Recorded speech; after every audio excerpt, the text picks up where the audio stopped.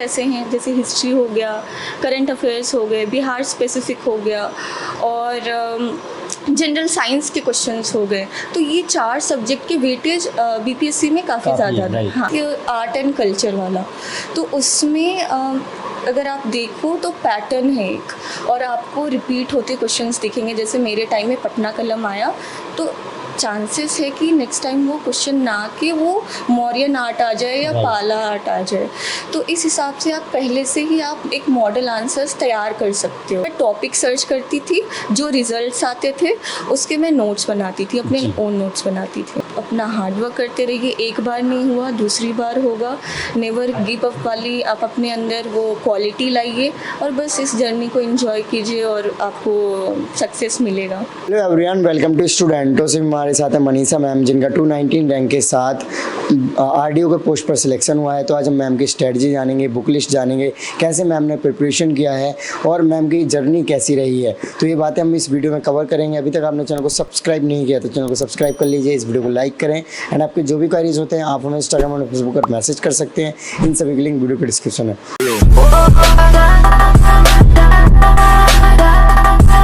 Okay ma'am, सबसे पहले आप अपना एजुकेशन बैकग्राउंड बताइए। एजुकेशन बैकग्राउंड में मैं पहले स्टार्टिंग से स्टार्ट करती हूँ। मेरा 1st to 5th क्लास वो मेरे गांव के ही गवर्नमेंट स्कूल में हुआ है। फिर मैंने 6th to 10th की पढ़ाई बोर्डिंग स्कूल विजयवाड़ा आंध्र प्रदेश से किया है। फिर 11th-12th की पढ़ाई मेरी डीएवी पब्लिक स्कूल पटना से हुई है। फिर मैंने graduation economics honours Banaras Hindu university से किया है। 2019 में मेरा ग्रेजुएशन कंप्लीट हो गया।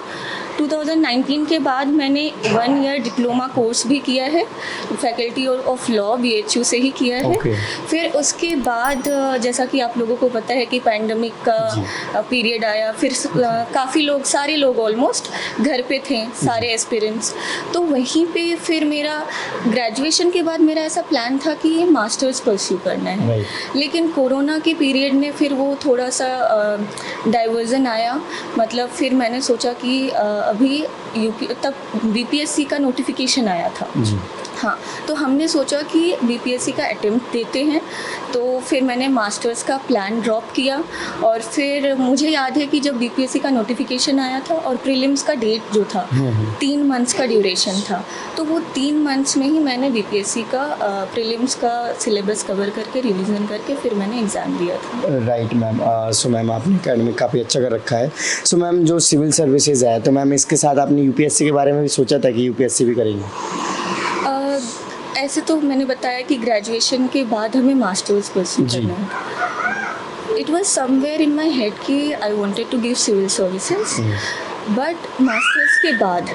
लेकिन आपको बताया कि पैंडमिक आने के बाद बीपीएससी का नोटिफिकेशन आया और घर के सिचुएशंस को देखते हुए, टाइम मैनेजमेंट, सारी चीज़ों को ध्यान में रखते हुए मैंने यूपीएससी का प्रिपरेशन अभी तक स्टार्ट नहीं किया है।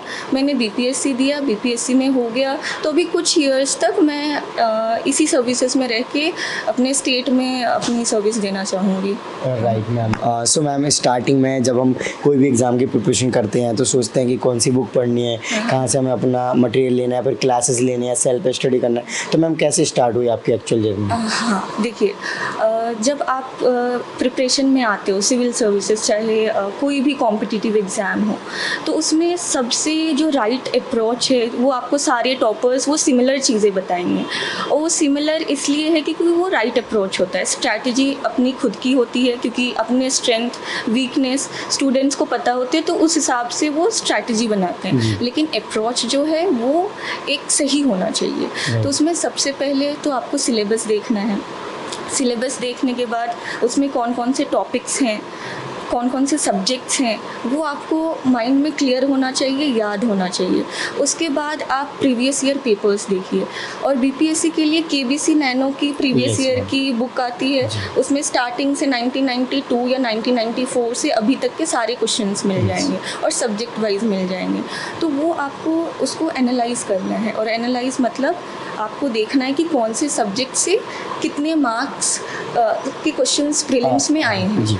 तो वो एनालाइज करने के बाद मैंने देखा कि कुछ सब्जेक्ट्स ऐसे हैं जैसे हिस्ट्री हो गया, करंट अफेयर्स हो गए, बिहार स्पेसिफिक हो गया और जनरल साइंस के क्वेश्चंस हो गए। तो ये 4 सब्जेक्ट के वेटेज बीपीएससी में काफ़ी ज़्यादा था। हाँ हाँ, तो उस हिसाब से मैंने फिर प्रायोरिटी देना शुरू किया कि कौन से सब्जेक्ट्स इनमें से मुझे इंटरेस्टिंग लगते हैं और मैं दिन का काफ़ी समय उस सब्जेक्ट को दे सकती हूँ।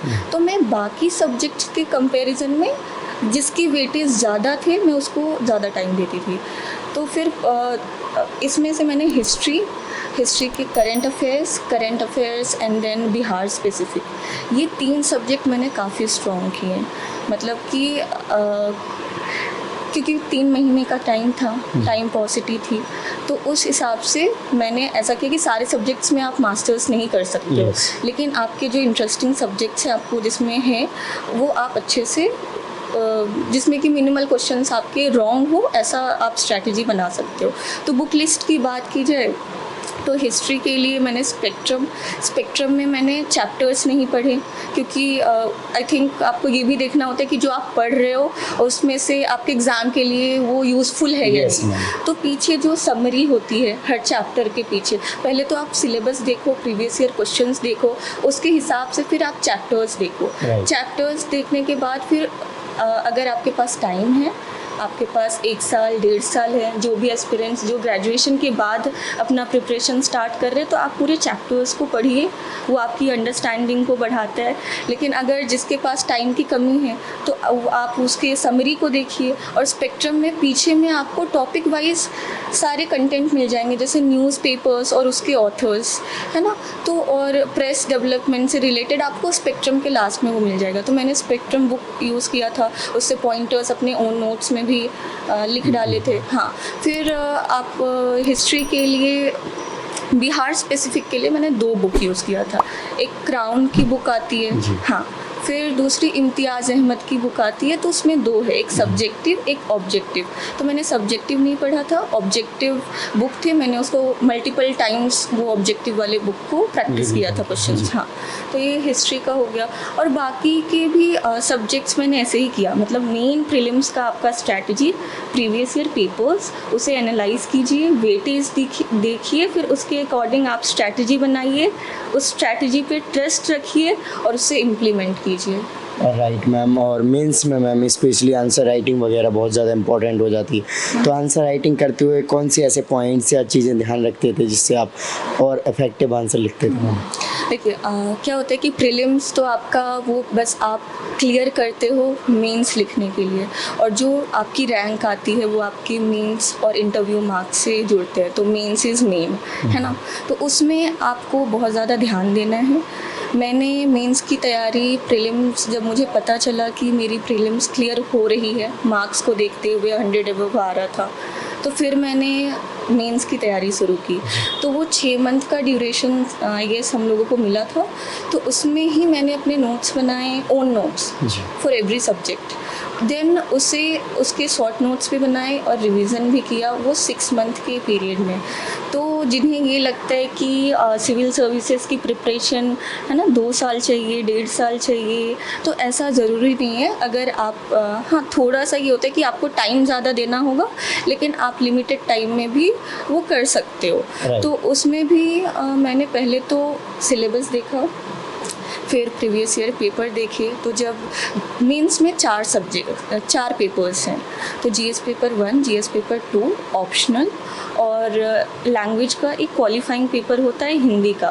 तो हिंदी में आपको 100 में से बस 30 मार्क्स लाने होते हैं, वो आप आसानी से कर जाएंगे, क्योंकि बचपन से ही हम लोग हिंदी पढ़े हुए रहते, निबंध लिखना, पर्यायवाची सब, तो वो आराम से मैंने 10-15 दिन पहले किया था। लेकिन बहुत ऐसे स्टूडेंट्स होते हैं इंग्लिश मीडियम के जिनकी हिंदी से, है ना, लिंक वो टूट जाती है 10th के बाद। तो फिर भी अगर आप 20-25 दिन भी देते हो तो वो आपके हिंदी के पेपर के लिए इनफ है। राइट। हाँ, फिर जीएस पेपर 1 पे आते हैं, तो उसमें हिस्ट्री है और करंट अफेयर्स है और स्टैटिस्टिक्स का पेपर है। तो इस पेपर को अगर आप एनालाइज करो तो ये देखोगे कि हिस्ट्री के क्वेश्चंस रिपीट होते हैं, है ना, और लिमिटेड टॉपिक्स है। जैसे अभी जो मेरे ध्यान में आ रहा है, एक Indian national movement including Bihar का contribution, second was personality related questions, जिसमें कि मेनली महात्मा गांधी जी से और रविंद्रनाथ टैगोर और जवाहरलाल नेहरू, हाँ ये 3 पर्सनालिटी। बस इसके अलावा भी राम मनोहर लोहिया और जयप्रकाश नारायण जैसे पर्सनालिटीज़ को आप कर सकते हो, क्योंकि एक आई रिमेंबर कि एक ईयर में राम मनोहर लोहिया जी से क्वेश्चन आया था। और third part was art and culture वाला, तो उसमें अगर आप देखो तो पैटर्न है एक, और आपको रिपीट होते क्वेश्चंस दिखेंगे। जैसे मेरे टाइम में पटना कलम आया, तो चांसेस है कि नेक्स्ट टाइम वो क्वेश्चन ना कि वो मौर्यन आर्ट आ जाए या पाला आर्ट आ जाए। तो इस हिसाब से आप पहले से ही आप एक मॉडल आंसर्स तैयार कर सकते हो, है ना। तो फिर हिस्ट्री आपके लिए इजी हो जाता है। फिर जीएस पेपर 1 में जो स्टैटिस्टिक्स का पेपर है वो गेम चेंजर है। अगर मैंने देखा है कि जिसके 72 आउट ऑफ 72 आते हैं, तो उसके 190 या 200 के अप्रॉक्स मार्क्स आ जाते हैं जीएस पेपर 1 में, जो कि काफ़ी अच्छे मार्क्स है आउट ऑफ 300। तो और आई थिंक स्टैटिस्टिक्स के लिए आर.एस. अग्रवाल की बुक आती है। तो जो बच्चे अभी स्टार्ट कर रहे हैं प्रिपरेशन, तो डेली 1-2 क्वेश्चंस डेली लगा सकते हैं, और उसमें भी रैंडमली क्वेश्चंस नहीं लगाना है। आप पैटर्न को देखिए, बार ग्राफ से क्वेश्चंस हैं, पाई चार्ट से क्वेश्चन हैं, तो आप वैसे ही क्वेश्चंस को डेली 1 to 2 क्वेश्चंस आप लगाइए। और थर्ड इज़ करंट अफेयर्स। तो जो बहुत 1 ईयर डेडिकेटली दे रहे हैं तैयारी को, तो वो मंथली मैगज़ीन्स पढ़ें या ईयरली मैगज़ीन्स पढ़ें। क्योंकि मैंने थोड़ी लिमिटेड टाइम में किया था, तो मैंने इंटरनेट का सोर्स यूज़ करके किया था और मल्टीपल सोर्सेज किया था। तो करंट अफेयर्स के सोर्स साइट करने के लिए मेरे पास कोई एक सोर्स या 2 सोर्स नहीं है। तो आपने यूट्यूब वगैरह की हेल्प ली? नहीं, मतलब करंट अफेयर्स के लिए मैंने गूगल का काफ़ी यूज़ किया है, इंटरनेट का। तो उस पर जो भी दृष्टि IAS हो गया, बाजीराम का अगर कंटेंट मिल गया, विज़न IAS के हो गए, तो मैं टॉपिक सर्च करती थी, जो रिजल्ट्स आते थे उसके मैं नोट्स बनाती थी, अपने ओन नोट्स बनाती थी। ओके, सो मैम आपका जैसे कि इंग्लिश मीडियम है और आपने इकोनॉमिक्स ऑप्शनल लिया है, तो इकोनॉमिक्स आपकी सफलता में कितना हेल्पफुल रहा है? जी, क्योंकि मेरा ग्रेजुएशन सब्जेक्ट इकोनॉमिक्स है और मुझे इकोनॉमिक्स पढ़ना अच्छा भी लगता है। तो इस वजह से आई थिंक कि वो 6 मंथ का ड्यूरेशन मेरे लिए इकोनॉमिक्स एक ऐसा सब्जेक्ट था जिसकी वजह से मैं जीएस पेपर 1, जीएस पेपर 2 पे ज़्यादा ध्यान दे पाई। और इकोनॉमिक्स क्योंकि मैंने पढ़ रखा था, लेकिन मैं जो न्यू एस्पिरेंट्स है जो ग्रेजुएशन में है, मैं उन्हें एक चीज़ कहना चाहूँगी कि अगर आपका हिस्ट्री सब्जेक्ट है और आप कोई होते हैं कि वो उन्हें ग्रेजुएशन टाइम में भी ये क्लियर होता है कि वो सिविल सर्विसेज में जाना चाह रहे हैं, तो आप अपने नोट्स को संभाल के रखें, वो आपको आगे बहुत काम आएगा। क्योंकि मैंने अपने ग्रेजुएशन में मेरे नोट्स नहीं संभाल के रखे थे, तो वो बाद में रिग्रेट हो रहा था कि काश मैं अपने नोट्स रखी होती। तो फिर से मैंने नोट्स बनाया था। तो इकोनॉमिक्स एक ऐसा सब्जेक्ट है BPSC में, क्योंकि मॉडरेशन वाला सिस्टम नहीं है। मैथ्स और economics I think 200 above marks optional में आ जाते हैं इसके। हाँ, तो ये मैंने ML झिंगन एक बुक है, उसके सारे सब्जेक्ट से आपके ML झिंगन पब्लिकेशन के वो ऑथर के आपको बुक मिल जाएंगे। तो ML झिंगन और एक यूट्यूब चैनल है नो इकोनॉमिक्स करके, आप उसे रिफ़र कर सकते हो। वो हिंदी में है, बट वो कंटेंट जो यूट्यूब पे प्रोवाइड करते हैं वो इंग्लिश में होता है, तो वो काफ़ी यूज़फुल था मेरे लिए। राइट। हाँ, सो मैम आप नोट्स वगैरह भी बनाते हो, बुक्स को देखा जाए तो काफ़ी लेंदी बुक्स होती हैं, तो मैम ऐसे कैसे मतलब नोट्स बना लेते हो? कि क्योंकि आपने सेल्फ स्टडी की है, तो मैम उनसे नोट्स बनाना कैसे बनाते थे आप? क्योंकि इतनी बड़ी बुक्स है, क्या लिखना है नोट्स में, क्या लिखें ना लिखें, इस तरीके से। हाँ, देखिए नोट्स क्या होता है ना कि बुक से आप एक बार पढ़ोगे टॉपिक को, आपको पूरा एज इट इज़ तो नहीं लिखना है। आप अगर उसमें 100 है तो उसमें आप उसको हाफ करके उसको नोट्स बनाना है, जो कि यूज़फुल पॉइंट्स हैं। आपको एज इट इज़ उसमें नहीं लिखना है ना, आपको समझना है क्या इम्पोर्टेंट पॉइंट्स है, फिर आप उसे नोट्स में लिखो। और एक इम्पॉर्टेंट चीज़ ये है कि क्योंकि जैसे जैसे एग्ज़ाम्स पास आते हैं तो होता है कि आप 10-15 पेजेस नहीं पढ़ सकते हो एक टॉपिक के लिए, तो उसको शॉर्ट नोट्स बनाना बहुत ज़रूरी है। और ऑप्शनल के लिए, मेरे ऑप्शनल में क्योंकि डायग्राम्स बहुत होते थे, है ना, तो उसके लिए मैंने शॉर्ट नोट्स बनाए, है ना, क्योंकि और इकोनॉमिक्स वाले जिनका इकोनॉमिक्स ऑप्शनल है तो मैं उनसे ये कहूँगी कि अगर आप इंटरनेशनल इकोनॉमिक्स देख ले या फिर मार्केट का देख ले तो आप इतने सारे उसमें डायग्राम्स हैं कि अगर आपका कॉन्सेप्ट क्लियर नहीं है और आपने शॉर्ट नोट्स नहीं बना रखे हैं तो फिर आप लास्ट में जम्बल्ड हो जाओगे, आप बहुत कंफ्यूज हो जाओगे। तो नोट्स आप बनाइए, जो यूज़फुल पॉइंट्स है उसे नोट करके फिर शॉर्ट नोट्स भी बनाइए। ओके मैम, जो टेस्ट सीरीज वगैरह होते हैं तो वो टेस्ट सीरीज दिए, अगर दिए तो कितने हेल्पफुल रहे? अच्छा देखिए, मैंने आपको बताया कि मैंने प्रीलिम्स के बाद मेंस का, हाँ, तो मैंने आस्था आईएएस का टेस्ट सीरीज़ ज्वाइन किया था, लेकिन उसका यूज़फुल मेरे लिए हुआ इस वे में कि उससे मुझे ये पता चला कि मेरी राइटिंग अप्रोच सही है या नहीं।